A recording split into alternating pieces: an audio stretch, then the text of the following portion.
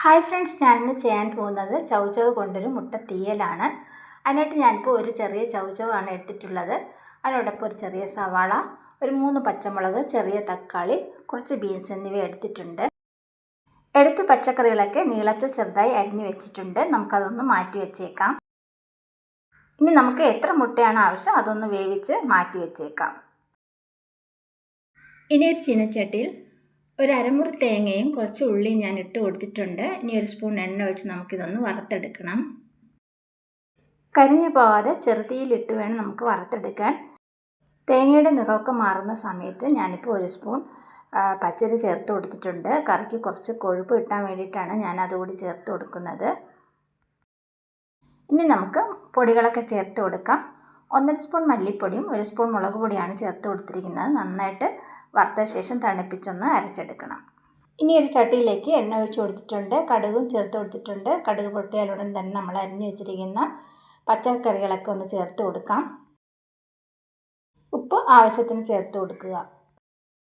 ഇനി നമുക്ക് ഇവയൊക്കെ ഒന്ന് നന്നായിട്ട് വഴറ്റിയെടുക്കണം. എണ്ണയിലിട്ട് തന്നെ നമുക്കൊരു അര വേവാക്കി ഇതിനെ വേവിച്ചെടുക്കണം.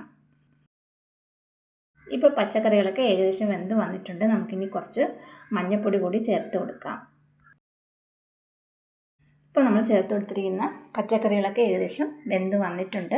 നമുക്കിനി ചേർത്ത് കൊടുക്കേണ്ടത് ഇത് വേവിക്കാൻ ആവശ്യമായിട്ടുള്ള വെള്ളമാണ്. കറി എത്ര ആണോ ആവശ്യം അതനുസരിച്ച് നമുക്ക് വെള്ളം ചേർത്ത് കൊടുക്കാം. അതിനുശേഷം നമുക്കൊന്ന് മൂടി വേവിക്കണം.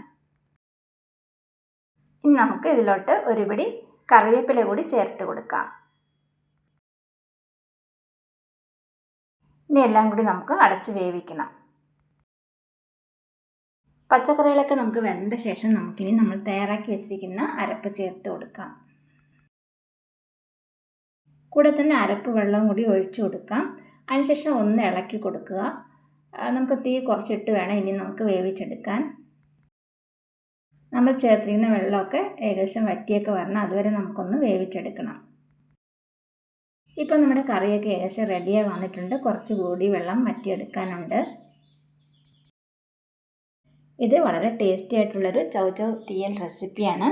തീർച്ചയായിട്ടും എല്ലാവരും ഒന്ന് ട്രൈ ചെയ്ത് നോക്കുക. ഇനി നമുക്ക് ചേർത്ത് കൊടുക്കാം. നമുക്ക് ആവശ്യത്തിന് മുട്ട ചേർത്ത് കൊടുക്കാം. ഞാനിപ്പോൾ 4 മുട്ടയാണ് ഇട്ട് കൊടുത്തിട്ടുള്ളത്.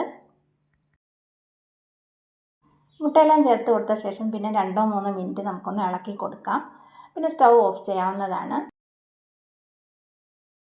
ചട്ടിയിലെ ചൂടിൽ തന്നെ ഇരുന്ന് കറിയൊക്കെ വറ്റി കിട്ടുന്നതാണ്.